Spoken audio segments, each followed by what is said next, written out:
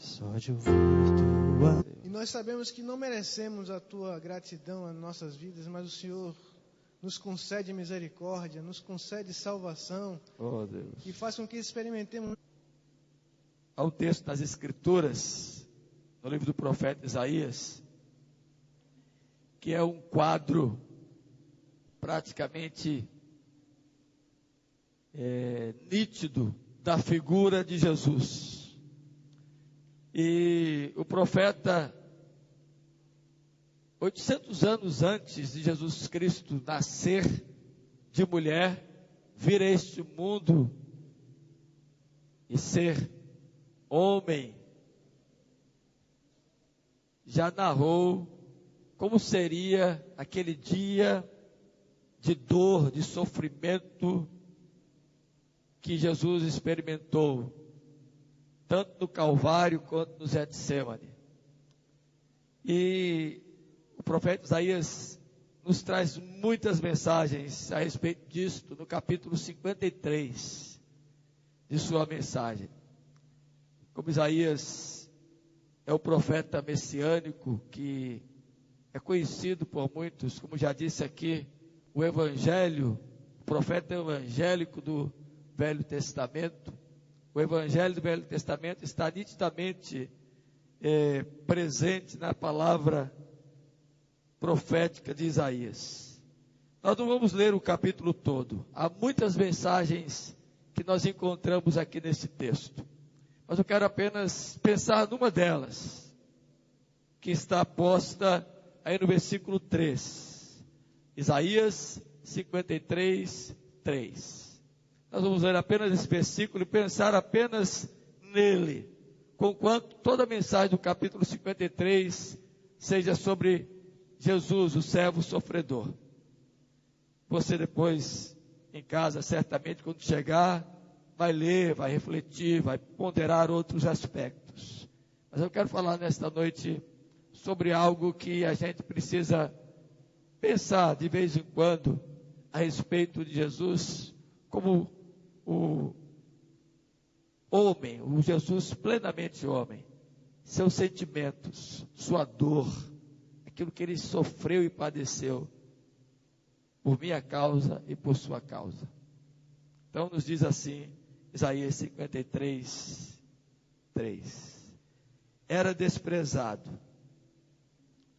e o mais rejeitado entre os homens, homens de dores, e que sabe o que é padecer, e como um de quem os homens escondem o rosto, era desprezado, e dele não fizemos caso. Amém. Irmãos, é interessante quando a gente lê o livro do profeta Isaías, porque ele começa desde a sua mensagem inicial, apontando uma mensagem de salvação, uma mensagem de redenção, uma mensagem que traria ao povo de Deus, tanto a Israel como a Judá, a remissão dos seus pecados e a redenção de sua alma. E durante toda a mensagem do livro profético de Isaías, você vai encontrar capítulos que são bem distintos, que nos mostram que há um Salvador e que esse Salvador é o Filho de Deus, prometido lá no Éden, a Adão e Eva, que viria, nasceria de mulher e que aqui padeceria e pagaria a nossa culpa para que nos redimisse de toda a condenação e nos alcançasse de volta para Deus. Em resumo, esta é a mensagem do livro do profeta Isaías. Mas quando nós lemos o capítulo 53, nós ficamos assim impactados com a visão que o profeta tem daquilo que viria a acontecer só 800 anos após esta mensagem.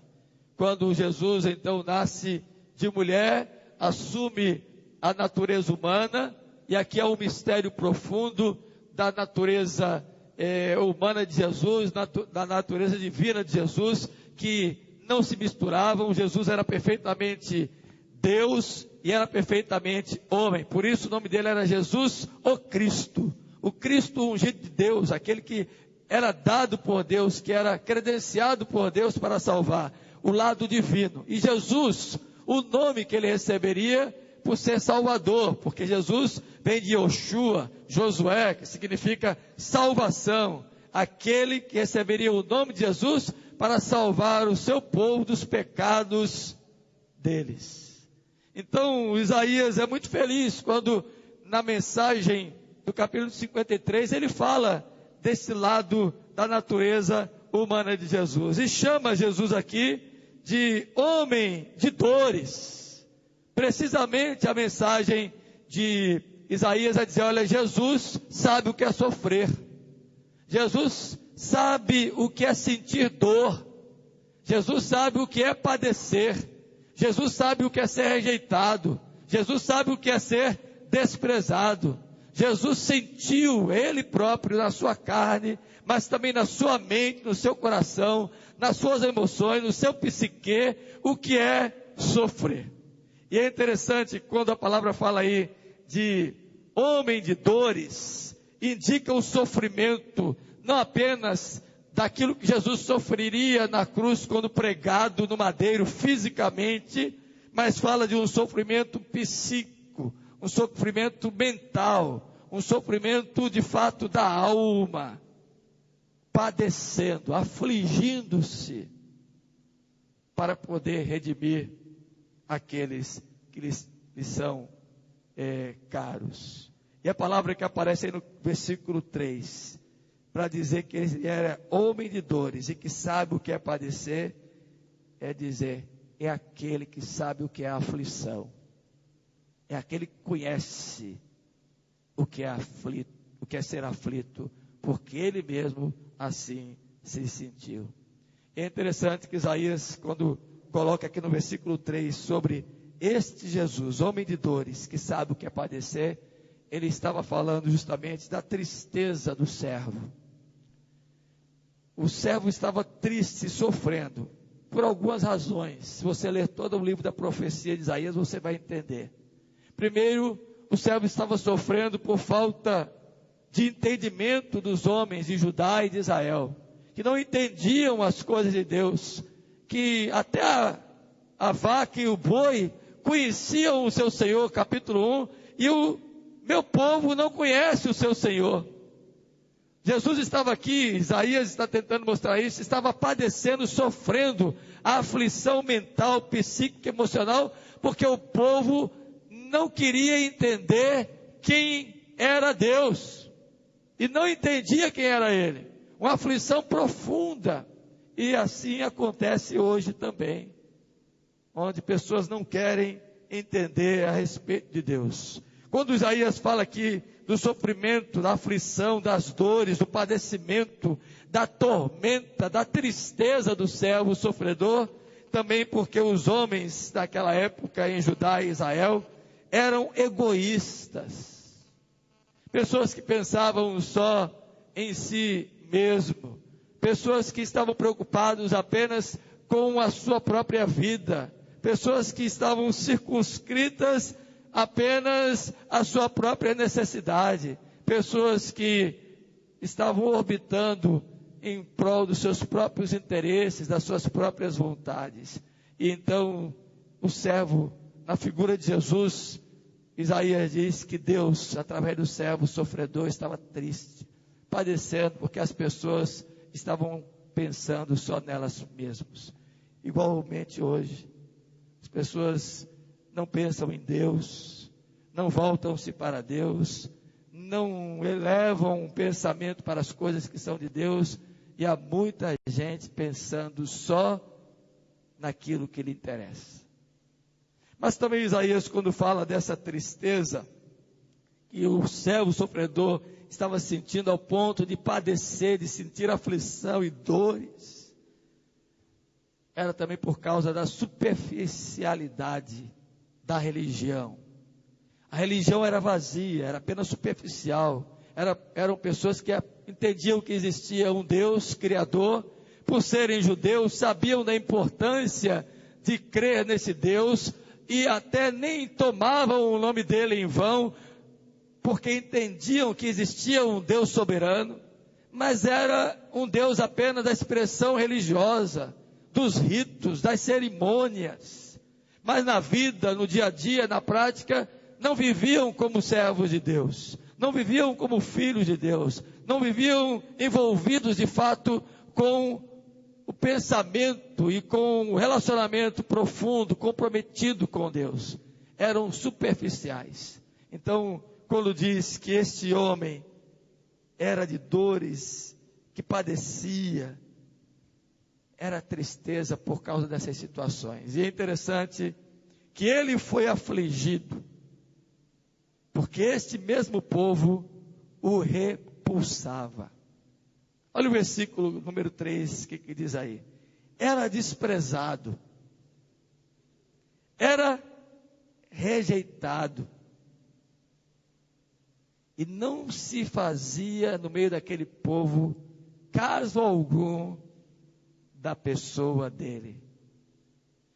E aqui é a pessoa de Jesus Cristo mesmo, apresentada por Isaías no Velho Testamento, que o povo estava desprezando, rejeitando e fazendo pouco caso, negligentemente vivendo, sem olhar para a cruz, sem olhar para o alvo da redenção, sem se preocupar com a obra redentora. Por isso, o servo se entristecia. E aqui, queridos, entra uma das mensagens mais preciosas que nós encontramos na Bíblia Sagrada a respeito de Jesus. Um homem de sentimentos, um homem que sentia desprezo, rejeição, abandono, pouco caso das pessoas. Você se sentiu assim? Alguma vez na sua vida você já sentiu-se rejeitado? Sentiu-se desprezado? Sentiu-se abandonado? Alguma vez na sua vida fizeram pouco caso de você e daquilo que você faz, do seu trabalho, da sua vida? Pois saiba que o Filho de Deus sentiu tudo isto muito antes de você. Portanto, Ele sabe o que é padecer, muito mais do que você. E somente Ele pode te socorrer. Interessante que essa mensagem permeia o Novo Testamento. Abra sua Bíblia aí e veja como é que Paulo fala no capítulo 2 da carta aos Filipenses. Por favor, nós não vamos ler todo este capítulo, mas olha como Paulo discorre sobre a humilhação de Cristo no capítulo 2. Diz aí o versículo 5, que Paulo estava esperando que os filipenses tivessem o mesmo sentimento que houve também em Cristo Jesus. E ele vai dizer que sentimento é este. Embora ele fosse Deus e subsistisse porque ele era Deus, ele não julgou esse direito de usurpar a sua natureza. Não fugiu da sua natureza humana. Embora fosse Deus, preferiu sofrer. Embora fosse Deus, preferiu padecer. Embora fosse Deus, preferiu sentir dores. E o versículo 7 diz que ele fez isso de uma maneira tão plena que a si mesmo se esvaziou, assumiu forma de servo. Esse servo sofredor lá de Isaías 53:3, desprezado, rejeitado, de quem se fazia pouco caso, tornando-se semelhança de homens, igual a mim e a você em carne, para sentir cansaço, sentir tristeza, sentir fome, sentir sede, sentir dor, para que pudesse experimentar o nosso padecimento, para que no nosso padecimento pudesse Ele mesmo nos socorrer e nos livrar. Por isso que Paulo diz que Jesus possuía esse sentimento. E quando Paulo fala desse sentimento de Jesus, está necessariamente falando do Jesus que era homem. Aquele que Isaías diz que sabia o que era padecer. Em nosso vernáculo, na língua portuguesa, sentimento significa capacidade de sentir sensações psíquicas e de se comover mentalmente. Sentimento é isto, é a capacidade que o ser humano tem de, em sua mente, em sua alma, em seu psique, se comover, se embolir interiormente, trazer dentro de si emoções, sensações de profunda tristeza.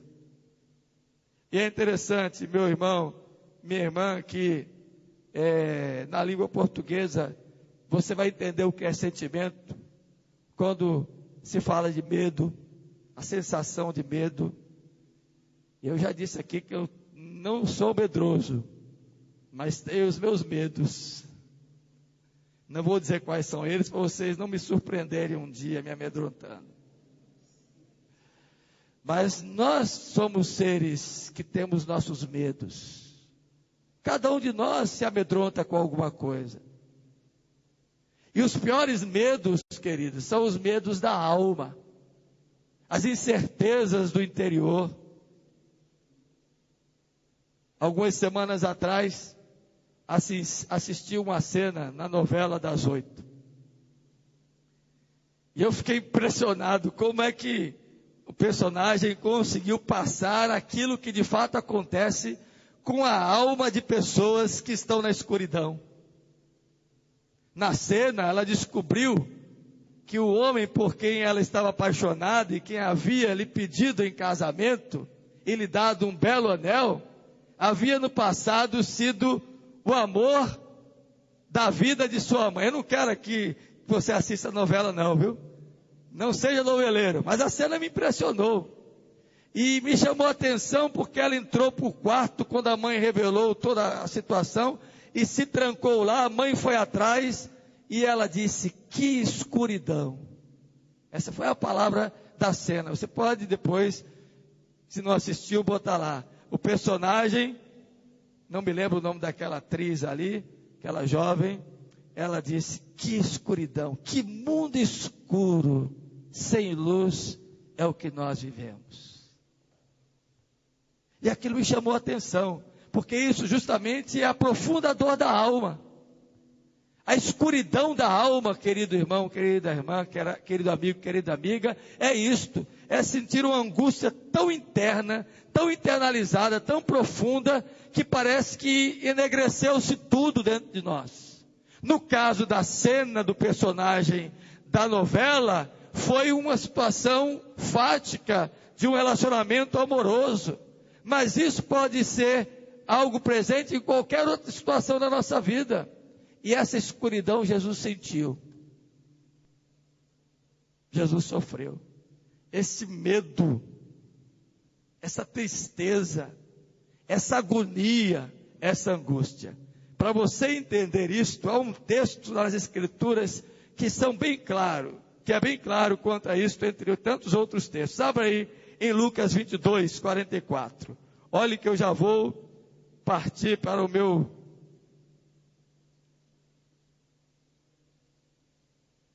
Finalmente. Lucas 22, 44.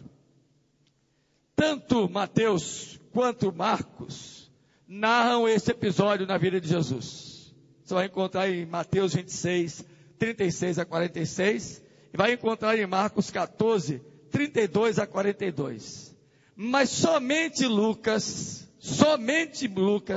por ser médico, é o único que faz a menção que está aí no versículo 44. Nem Mateus e nem Marcos falam isso, nem João no capítulo 17, que é o texto correlato do momento da situação de agonia de Jesus. Olha o que o Lucas diz aí. E estando em agonia, a palavra aqui é agona, a alma, aquela mesmo que aparece lá em Hebreus 12, da carreira que nos está proposta, que a gente tem que correr com perseverança, desembaraçando do peso, do pecado que tenazmente nos assedia, é a mesma palavra de algo interior, de uma agonia profunda. E ele orava mais intensamente. Aí Lucas registra, que Mateus e Marcos não colocam. E aconteceu que nesta agonia profunda, o seu suor se tornou como gotas de sangue caindo sobre a terra. Lucas era médico. Por ser médico, ele sabia o que estava dizendo. E eu fui dar uma pesquisada sobre isto. E encontrei que na medicina, na ciência, isso é possível. E a palavra para esse fenômeno na medicina, que é raro, mas acontece, chama-se hematidrose. E os médicos, e Lucas, por ser médico, então sabia o que estava dizendo, disse que Jesus, quando entrou nessa agonia no Getsêmani, tendo ao ponto das gotas de suor se transformarem e escorrer pela terra como sangue. Porque esse fenômeno raríssimo é produzido em situações e condições excepcionais da vida humana, que provocam a fraqueza física, acompanhada de um abatimento moral muito violento, que causa uma profunda emoção e um medo que traspassa a capacidade de poder dimensioná-lo. Quem tem esta situação vivida, esse terror, esse susto, esta angústia terrível da alma, possivelmente vai suar sangue. É raro, não se tem registro de forma comum, mas Jesus sentiu. Daí você entende qual foi a tremenda agonia de Jesus, o seu sentimento profundo de dor, de pesar, a sua agonia, a sua luta, suas emoções mentais, psíquicas, emocionais, físicas, daquilo que ele haveria de passar, a morte. E é interessante que nessa passagem de Lucas 22, 44, 3 vezes fala de sofrimento. Jesus em oração e agonia. E cada vez mais orava, até que chegou esse momento, intensamente, ele dizia: Pai, se possível, afasta de mim este cálice. Referindo-se à sua morte e morte de cruz, que Paulo fala em Filipenses 2, da qual ele foi obediente, no seu sentimento, rejeitando, inclusive, o direito de ser Deus, se esvaziando. Sentiu a morte, Jesus, antes dela acontecer. O vale sombrio, a escuridão da morte, tomou conta da mente e do coração de Jesus, porque ele sentia o pavor de ter que morrer. Contudo, ele disse: não se faça a minha, mas a tua vontade. Se não tiver outra possibilidade, Senhor, eu vou à morte, porque salvar aqueles que te pertencem é a minha missão, ainda que eu tenha que passar por tamanha dor e por tamanho sofrimento, por tamanha agonia. Agora volta para Isaías 53. Olha só como o profeta diz. Você entende agora o que é ser homem de dores? O que é ser aquele que sentiu agonia? É isso aí. É Jesus. E é interessante que no Novo Testamento aparecem 3 passagens que diz que Jesus chorou. Somente 3. Figuradas e alicerçadas lá em Isaías 53, 3, e em Lucas 22, 44, e em Filipenses 2, versículo 5, você vai entender por que Jesus chorou essas 3 vezes. Primeiro registro está aí no texto de João 11, 35. Diz o texto: Jesus havia sido avisado que seu amigo Lázaro estava à morte. E ele demorou-se 4 dias para chegar até Betânia. Quando lá chegou, Lázaro já estava sepultado, embalsamado e sepultado no túmulo. E quando Jesus chega, Marta e Maria se apresentam, cada uma com uma reação.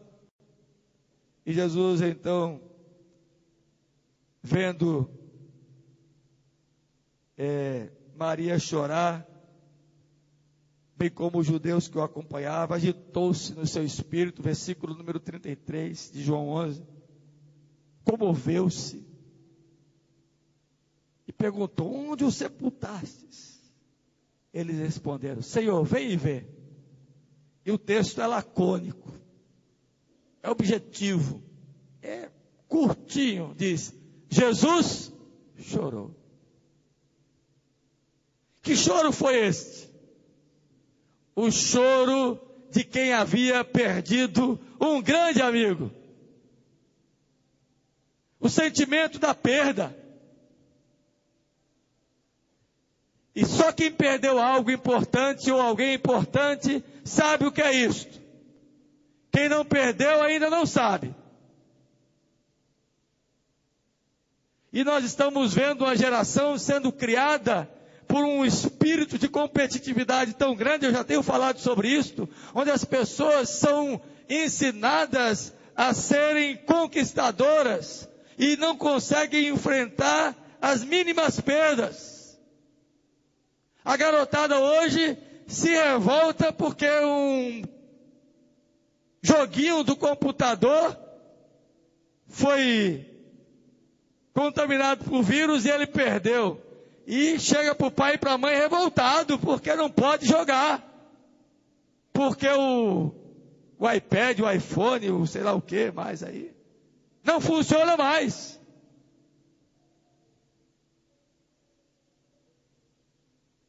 Eu sou do tempo que o meu sentimento de perda na brincadeira era em relação ao baba, ao futebol. Eu saía, voltava para casa, por que eu perdi? Como é que eu podia perder aquele gol? Estava na minha cara para eu fazer e a gente ganhar o baba e eu perdi. Eu chegava revoltado comigo.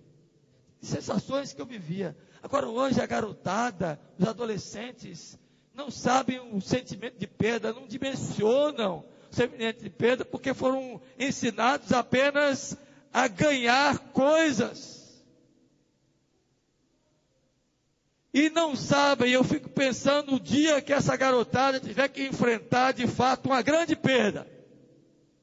Como vai ser na mente e no coração desses meninos de hoje, dessa geração, acho que é a Y, é? A geração Y. Não sei como vai ser não. Porque não estão sendo trabalhados nem dentro de casa, nem na escola, nem na comunidade para enfrentar perdas. Estão sendo trabalhados para serem competitivos, vencedores. E não se ensina a perder.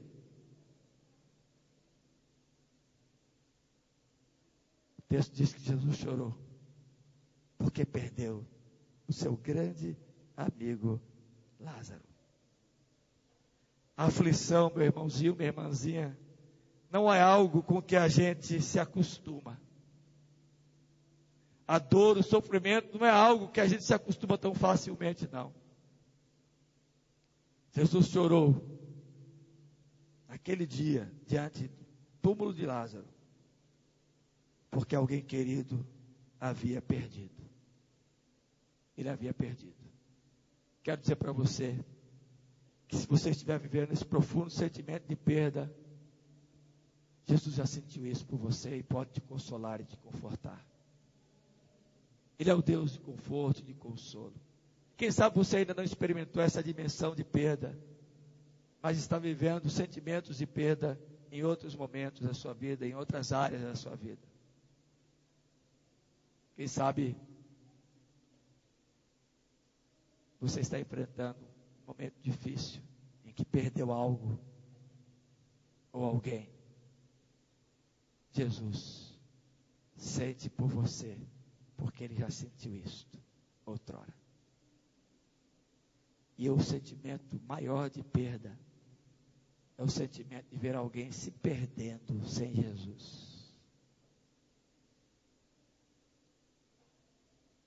Jesus chora ainda hoje por aqueles que estão na perdição, a caminho da morte eterna. E você precisa entender isto e buscar tirar de lá os que estão indo para a morte. Segundo o texto que os evangelhos falam, e o Novo Testamento fala de choro de Jesus, está em Lucas 19, 41.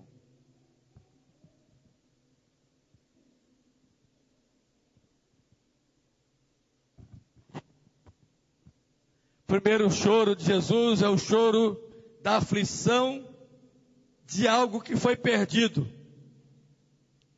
O segundo está em 19:41 de Lucas. Quando ia chegando, vendo a cidade, chorou. Jesus havia entrado em Jerusalém triunfalmente. E de repente, quando ele chega e vê a cidade, ele chora também. E a palavra que aparece aqui para chorar traz a mesma conotação da palavra lá do choro de Jesus em João 11, 35. E aqui o choro de Jesus diante de Jerusalém é o choro da rejeição. Jesus estava chorando porque Jerusalém não estava de forma alguma entendendo o que ele havia vindo fazer. Olha o versículo 42. Ah, se conheceras por ti mesmo ainda hoje o que é devido à paz. É aquilo que está em Isaías 53:3. As pessoas rejeitando a mensagem de paz. Jesus chorou porque Jerusalém não quis receber a mensagem de paz para ela. Rejeitou, não quis conhecer esse Salvador que estava entrando triunfalmente, gloriosamente em Jerusalém. Era o mesmo que seria ali julgado, condenado, levado ao Calvário, morto em morte de cruz horrível, sepultado para ressuscitar ao terceiro dia e depois assunto ao céu, sem glória. Jerusalém não quis conhecer isto. Jesus chorou profundamente. O choro da rejeição. Não sei se você já chorou alguma vez porque alguém te rejeitou. Namorado, a namorada, o marido ou ex-marido, a mulher ou a ex-mulher, o filho, a filha, o pai, a mãe, o patrão que preferiu o outro em vez de você, depois de você estar anos lá na sua função, fazendo tudo direitinho, sendo exemplo, mas chegou um com um currículo melhorzinho, com um diploma a mais, uma pós-graduação, um MBA, sei lá como é que se chama esses negócios aí, eu não me preocupo muito com isso não. Aí disse, olha, você não precisa mais dos seus serviços, queremos gente mais gabaritada, mais... Infelizmente isso às vezes acontece até no mundo cristão, no evangelho. Há igrejas que estão com seus ministérios pastorais bem-sucedidos, pastores que estão ministrando exaustivamente ao rebanho, mas aí aparece um que tem um título, um doutorado, não sei o que lá, aí se apresenta e logo vamos trocar porque esse aí é esse que a gente está precisando. Cara desse aqui na nossa igreja, meu irmão, nós vamos ter, são reconhecidos no mundo inteiro. Assim como fazem os times de futebol grandes, que trocam os treinadores que estão dando certo. Eu não sou flamenguista, mas gostei de ver o Flamengo sendo campeão. Com gente da casa, com um treinador lá de dentro. que mudou o time. O figurão foi embora, o Flamengo estava caindo das pernas, aí o outro chegou, arrumou e disse, olha, chuta de fora da área, vai para cima, faz gol, não tem medo. E o Flamengo com um timezinho merreca, porque o Flamengo não é melhor do que o Vitória, tanto é que perdeu hoje, ou parece que soube, de goleada. Mas ganhou a Copa do Brasil, de um dos melhores times do Brasil, que é o Atlético Paranaense, porque não se acovardou, não se intimidou, foi para frente. Quem mudou o conceito do time? Agora pode ter certeza, é capaz de agora, no campeonato mais importante, irem atrás de um figurão, porque o Flamengo é grande, precisa ter um grande treinador, um treinador de nome. Coitado do Jaime vai logo ir embora, basta ele perder 2 ou 3 seguidas. É rejeição. E acontece isso às vezes em nossos relacionamentos. Jesus se sentiu rejeitado por Jerusalém. A agonia de ver o destino daquela cidade, aquela cidade fabulosa, aquela cidade que era referência para todo mundo, a cidade da paz, onde todo mundo subia anualmente para as festas, onde todo mundo se encantava com o templo, com as construções, com o muro, com os acontecimentos ali. Jesus olha e diz, ah, Jerusalém, como você está enganada, está iludida com a tua beleza, com o teu poder, se envolvendo com coisas que não têm tanto significado, eu aqui e você me rejeitando. A palavra que aparece aqui em Lucas 19, 41, para dizer que Jesus chorou, é para dizer que Jesus sentiu um espasmo de dor emocional tão grande por ter sido rejeitado. Um espasmo, uma abertura no peito. Você sabia que quando você sente aquele friozinho na barriga, aquela dor na boca do estômago, aquele peito apertado, é um espasmo que está acontecendo em suas emoções, está dilacerando alguma coisa lá dentro. Por isso que a gente, quando está muito preocupado, quando a gente sofre uma dor, é rejeitado por alguém, parece que, vou confessar uma coisa aqui. Eu não fui muito de namorar, mas namorei. Antes de conhecer minha amada ali, eu tive algumas experiências. Nunca dei fora. Melhor, nunca levei fora. Sempre dei fora. Sempre eu que dizia, não quero mais.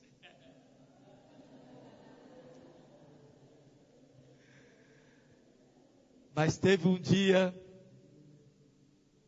que uma bendita dessas aí, naquela época, eu, adolescente, moço, jovem, foi que disse para mim, não te quero mais. Menino, eu cheguei em casa. E o sofrimento. E minha mãe perguntava o que era, eu não vou dizer. Hoje não tem mais isso, né? Com esse negócio de tanto, vem um, sai outro, vem um, vem outro. A garotada hoje também não sabe nem o que é isso. Vive trocando tanto que não sabe nem o que é isso. Não valoriza nem esses sentimentos. Tão puros, tão belos, da minha geração, da geração de alguns aqui. Eles não valorizam, não sabem nem o que é isso. Talvez um ou outro ainda saiba. Mas o dor que meu peito parecia que estava rasgando. Depois eu disse, sabe de uma? Né? Vai aí, uma vem 10. Uma hora eu aqui vou ser contemplado. E vivi minha vida até o dia em que Deus me colocou uma maravilhosa. Que há 31 anos eu vivo e partilho minha vida com ela. Não o que eu tenho, porque eu não tenho nada, mas o que eu sou, eu partilho com ela. E graças a Deus, ela nunca me rejeitou, nem eu a ela rejeitei. Mas a dor da rejeição é duro, é dura. Quem já sentiu esse dilacerar, esse espasmo no peito, por sentir dor de rejeição, sabe o que eu estou falando? Foi isso que Jesus sentiu quando chegou diante de Jerusalém. Ah, Jerusalém, cidade bela e formosa. Oh, cidade tão linda, mas me rejeitando. Rejeitando o que é devido à paz. rejeitando o que eu tenho para dar. Eu quero dizer uma coisa para você: nem mesmo Deus pode forçar o ser humano a amá-lo. Nem mesmo Deus. Ao contrário, nós somos atraídos a Ele por seu amor, mas Ele não nos força a amá-lo. Por isso, quando nós, diante dEle, rejeitamos, o Senhor sente. Se você se sente rejeitado, ou já se sentiu algum dia, saiba que Jesus sabe muito bem o que você está passando, porque Ele já sentiu isso por você. Portanto, não o rejeite. Não rejeite a paz que Ele tem para te dar. Não vá embora sem conhecê-lo. Ame-o, porque Ele te ama com tão grande amor. Amém. Em terceiro lugar, Isaías 53, que fala desse homem de dores, nos ensina os evangelhos, o Novo Testamento, um terceiro texto sobre Jesus chorando. Abra sua Bíblia em Hebreus 5, 7.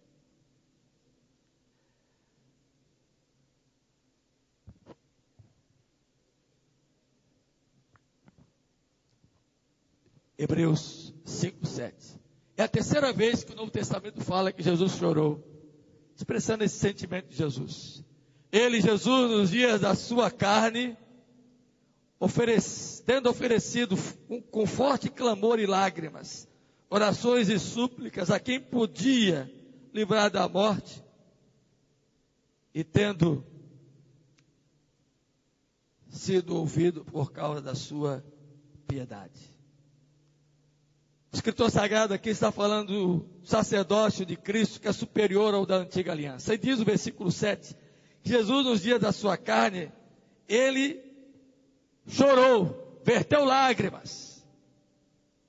Quando diz que Jesus chorou aí, o escritor sagrado está mencionando ao Jesus que sofreu dores. É uma citação, não é um relato do Evangelho, como foi João 11:35 e Lucas 22.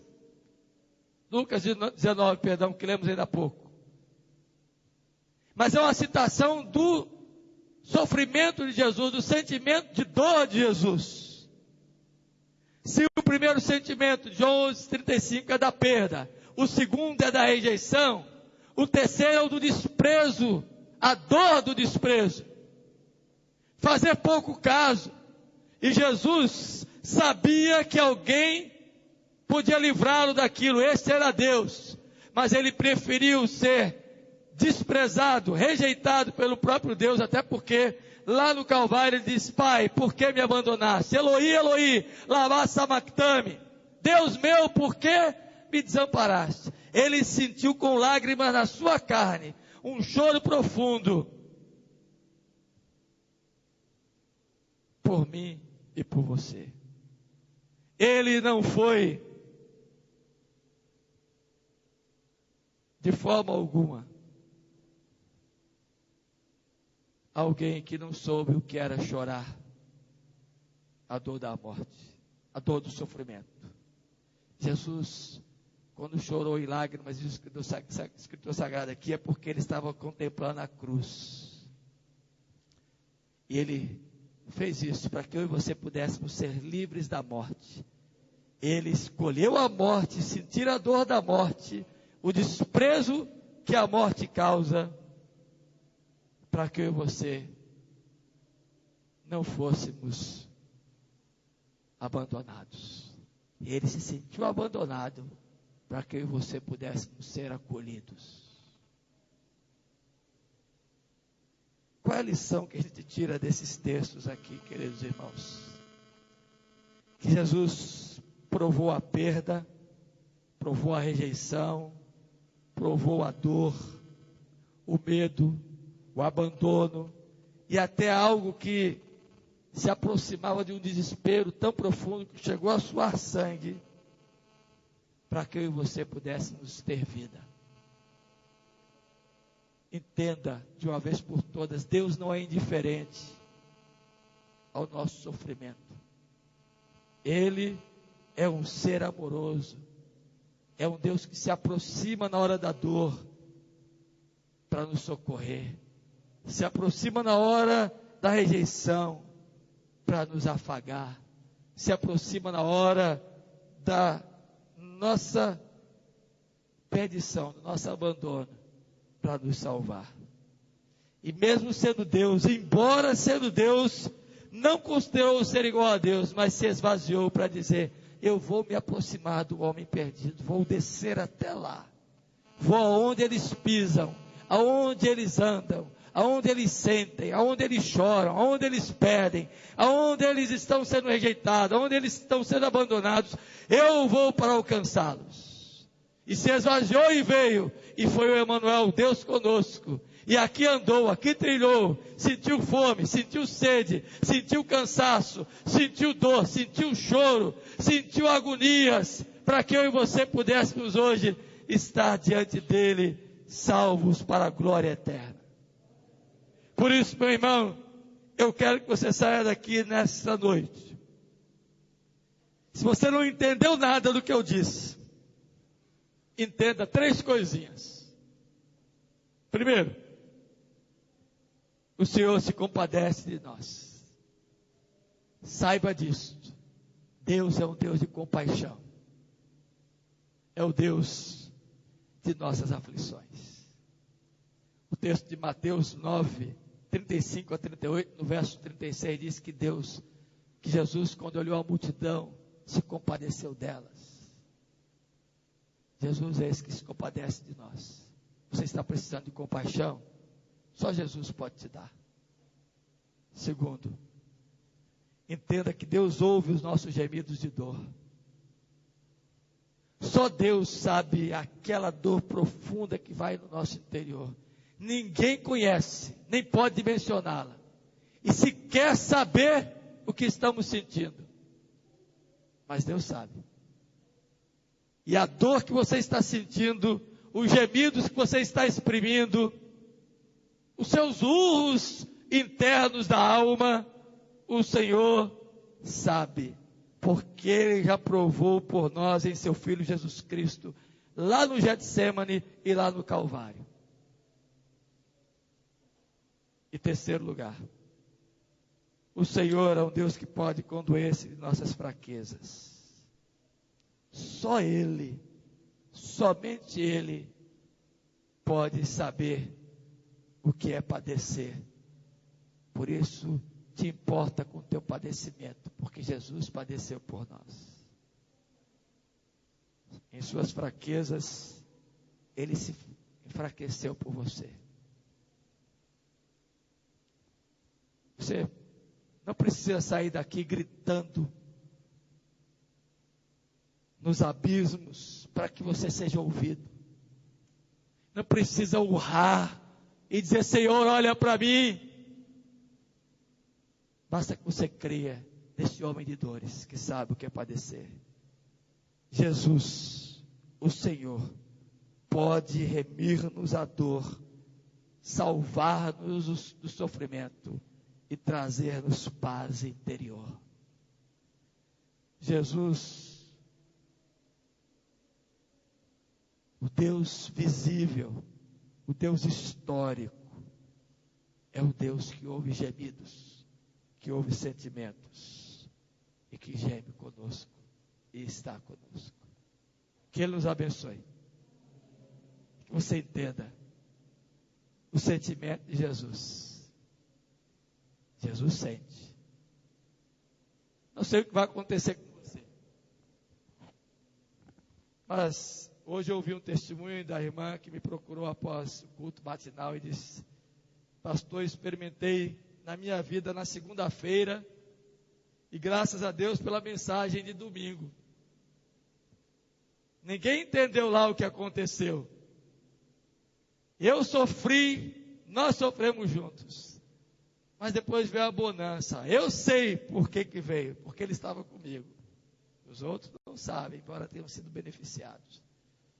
Quem sabe você não vai precisar nessa semana, numa hora de rejeição, de dor, de pesar, de abandono, saber que Jesus sente por você, o que você possivelmente já venha a sentir essa semana, ou esse mês, ou no ano que se aproxima, eu não sei. mas o Senhor está próximo de você. Que Deus te abençoe. Amém? Vamos ficar de pé.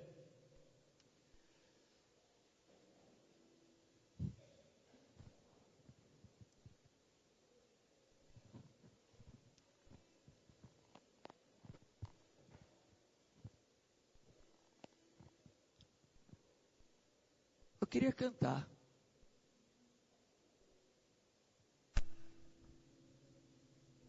Começamos o culto cantando o doce nome de Jesus.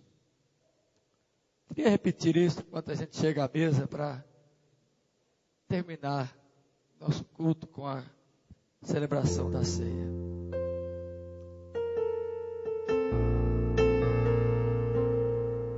Que você pense nesse Jesus maravilhoso.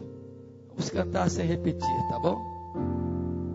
Só de ouvir tua voz Vamos lá. e sentir teu amor, Só de pronunciar o teu nome, os meus medos se vão, os meus medos se vão, minha dor, meu sofrer, minha dor, meu sofrer, pois de paz tu inundas meu mas ser. tu inundas meu ser. De ouvir tua voz,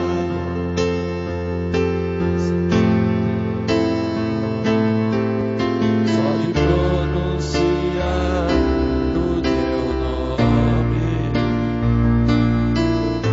os meus medos se vão.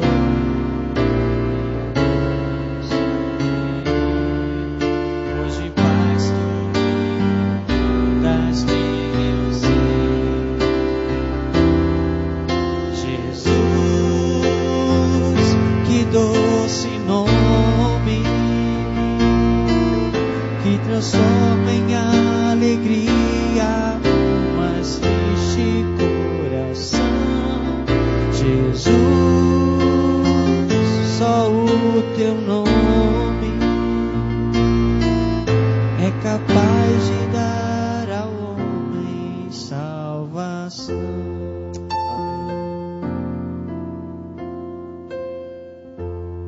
Abra sua Bíblia, o texto de 1 Coríntios. Repetidas vezes temos lido esta passagem no momento da ceia.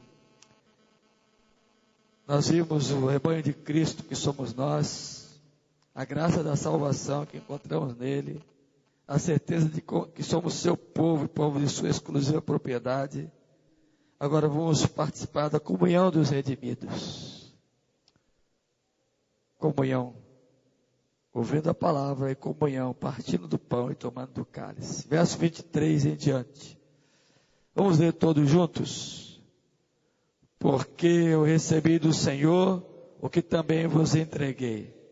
Que o Senhor Jesus, na noite que foi traído, tomou o pão. E tendo dado graças, o partiu e disse: Isto é o meu corpo, que é dado por vós. Fazei isto em memória de mim. Por semelhante modo, depois de haver ceado, tomou também o cálice, dizendo: Este cálice é a nova aliança no meu sangue. Fazei isso todas as vezes que o beberdes em memória de mim. Porque todas as vezes que comerdes este pão, e beberdes o cálice, anunciais a morte do Senhor até que ele venha. Por isso, aquele que comer o pão ou beber o cálice do Senhor indignamente, será réu do corpo e do sangue do Senhor. Examine-se, pois, o homem a si mesmo, e assim coma do pão e beba do cálice. Pois quem come e bebe sem discernir o corpo, come e bebe juízo para si. Amém. Até o verso 29. Vamos orar nesse instante. Deus, nosso Pai bondoso, obrigado porque nesta noite estamos rememorando aquele dia que o Senhor, reunido com os teus discípulos, comeu do pão, partindo com eles aquela ceia, e tomou do cálice, bebendo com eles aquela agonia. Ó Deus, obrigado porque o Senhor não se distanciou de nós. Senhor se aproximou de tal maneira que está próximo, no mais íntimo do nosso ser,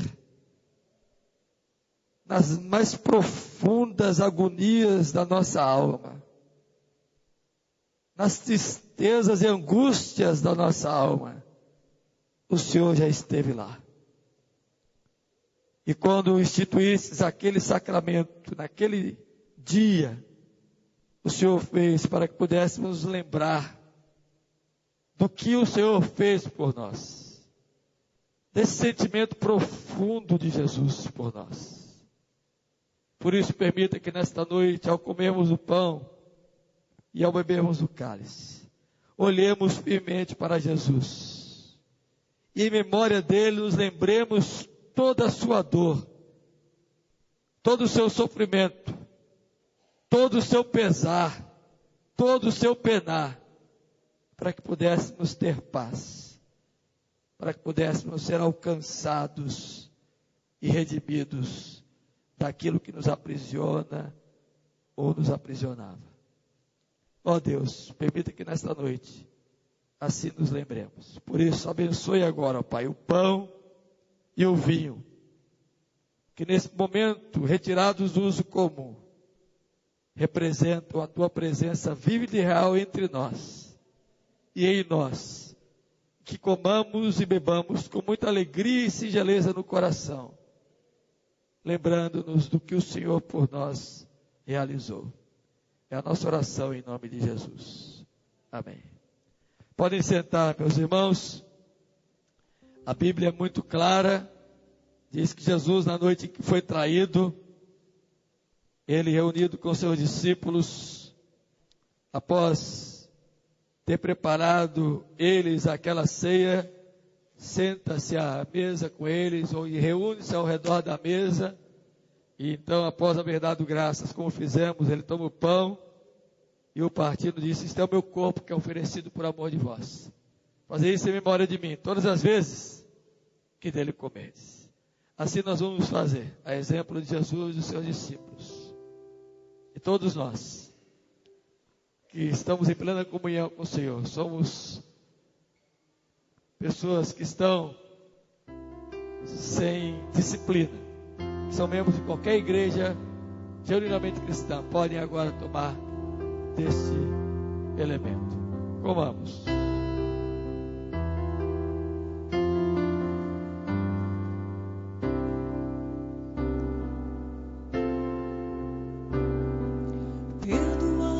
Nossos pecados, como temos perdoado a quem nos tem ofendido. Perdoai nossos pecados, como temos perdoado a quem nos tem atingido. Se o teu inimigo tiver fome, dá-lhe de comer.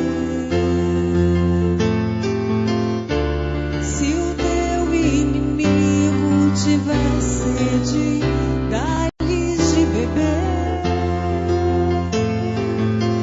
Somos filhos de Deus e para nós o mais importante é o amor. Somos filhos de Deus e para nós o mais importante é o amor. Perdão, perdão, quero te pedir perdão. Perdoar, perdoar, quero aprender a perdoar. Amar, amar, sim, eu quero te amar. Ser amado, eu preciso ser amado. Perdão, perdão, antes do partir do pão. Perdoar, perdoar, antes do vinho tomar. Amar, amar, sim, eu quero te amar. Ser amado, eu preciso ser amado.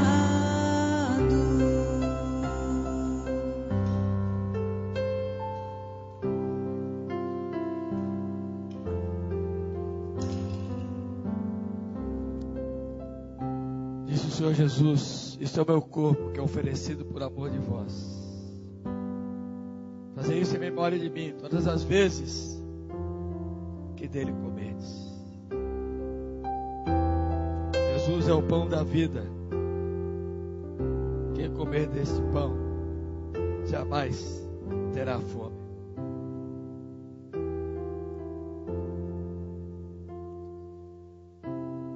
A Bíblia também diz que, por semelhante modo, após haver ceado, partido do pão, Jesus também toma o cálice e aos seus discípulos diz: este é o cálice da nova aliança no meu sangue. Fazei isso em memória de mim todas as vezes que dele bebedes. E a gente deve fazer, ó, queridos irmãos, nesse momento, saber que o perdão que recebemos de Deus, como estamos ouvindo, foi porque a nossa culpa foi paga e o preço foi o sangue precioso de Jesus. Então, alegremente, tome agora deste elemento e participe dele com muita alegria, com muito entusiasmo, sabendo que você foi perdoado em seus pecados. Bebei dele todos os que participaram do primeiro elemento.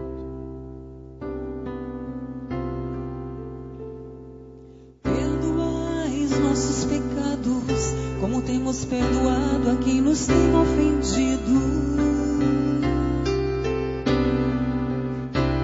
Perdoai nossos pecados, como temos perdoado a quem nos tem atingido. Se o teu inimigo tiver fome, dá-lhe de comer. Se o teu inimigo tiver sede, dá-lhe de beber. Somos filhos de Deus e para nós o mais importante é o amor. Somos filhos de Deus e para nós o mais importante é o amor. Perdão, perdão, quero te pedir perdão. Perdoar, perdoar, quero aprender a perdoar. Amar, amar, sim, eu quero te amar. Ser amado, ser amado, eu preciso ser amado.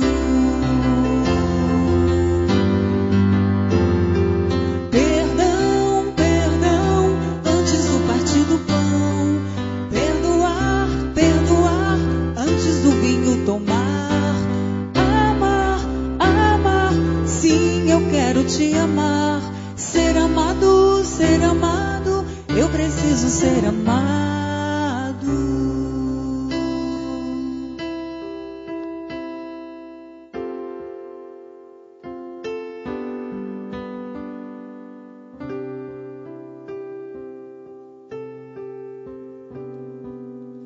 Disse Jesus: esse é o cálice da nova aliança no meu sangue. Fazei isso em memória de mim todas as vezes que dele beberdes.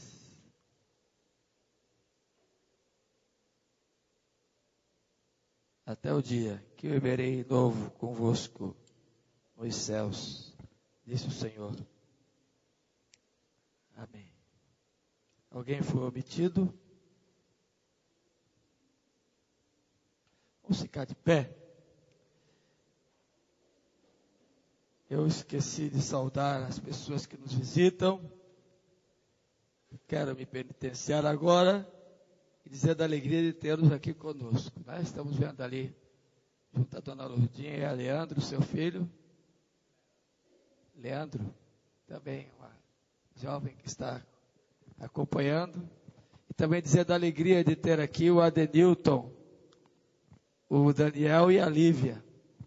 Estão aqui, chegaram no final da semana, já vieram hoje pela manhã, estão ali Graças a Deus. Você que é soteropolitano, vai convencer o Daniel, que disse que não sai mais lá de Cristalina. Mas ele veio de volta para a Bahia, viu? Tá ali uma alegria tê-los conosco, viu, irmãos? E eu quero convidar aqui o Rodrigo. Vem aqui à frente, Rodrigo. Pessoa que eu tinha esquecido, né? Dessa vez não esqueci não, viu? Rodrigo está indo embora. Terça-feira, onde já estão os seus pais e o seu irmão, o presbítero Djalma, a irmã Alice e o Mateus já estão lá em Brasília, foram em setembro, e o Rodrigo esperou concluir o ano, e agora está indo embora. É isso, Rodrigo? Nós vamos orar agradecendo pela vida dele, pelo tempo dele aqui conosco, pedir a bênção do Senhor para a viagem, para o novo tempo lá em Brasília. Que a gente ouça notícias boas de você, viu, Rodrigo? Como temos ouvido lá de sua casa. Que Deus te abençoe. Antes, olha como eu estou hoje, meus sentimentos, né? O versículo, o presbítero aqui aberto, e quando eu olhei, eu digo, ele está esperando. O que diz o texto aí de 1 Coríntios 11, 26? Porque todas as vezes que comerdes esse pão e beberdes esse cálice, anunciais a morte do Senhor, a igreja fala? Amém. Até que ele venha, a igreja fala? Maranata. É isso que a gente vai esperar. O Senhor vai voltar. Tem esse sentimento. Ele vive e está. Vamos orar? Ó Deus bondoso, Pai amado, obrigado, Senhor, por esta noite.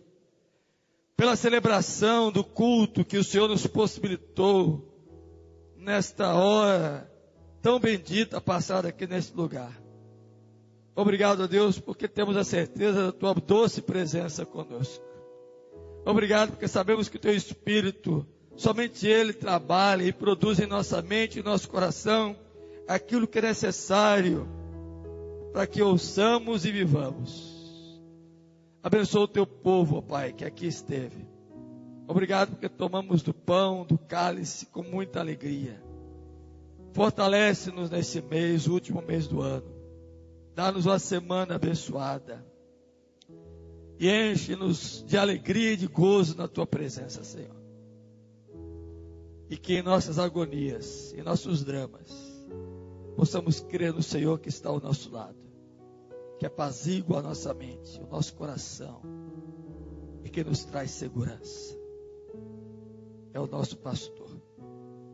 Pedimos que abençoes ao Rodrigo, ó Deus. Que o Senhor o leve ao encontro lá com seus pais. E que nesse novo tempo da sua vida, morando ali em Brasília, ele tenha experiências renovadas com o Senhor. E que possamos, ó Deus, ouvir dele e da sua família as grandes manifestações do teu amor sobre a casa dos seus pais, sobre a sua vida e a vida do seu irmão, Senhor. Abençoa o Rodrigo. E lá encontre o Mateus, o Djalma, seu pai, e a sua mãe Analice, e o seu irmão, desfrutando da alegria do Senhor. E que ele mesmo seja contagiado por este novo momento de sua vida. Abençoa, Pai, a sua viagem. Obrigado pelo tempo dele aqui conosco. Ó Deus, agora nos concede o privilégio de podermos voltar para casa, cheios de alegria no coração. É a nossa oração, no nome bendito de Jesus, o teu Filho amado. Amém.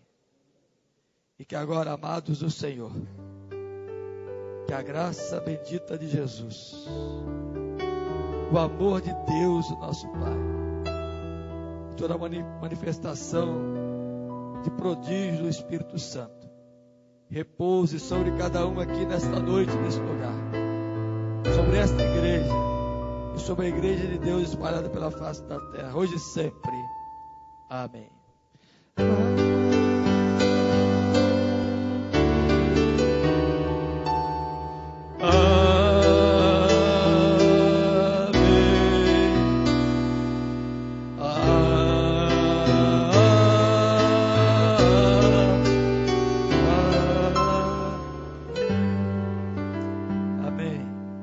Sentar, queridos, enquanto vamos até a porta. então se verá o Filho do Homem vir sobre as nuvens com poder e glória. Então se verá o Filho do Homem vir sobre as nuvens com poder e glória. Porque assim como um relâmpago que sai do Oriente se mostra no Ocidente, assim deve ser a vinda do Filho do Homem. Porque assim como um relâmpago que sai do Oriente se mostra no Ocidente, assim deve ser a vinda do Filho do Homem. Então se verá, então se verá o Filho do Homem vindo sobre as nuvens com poder e glória. Então se verá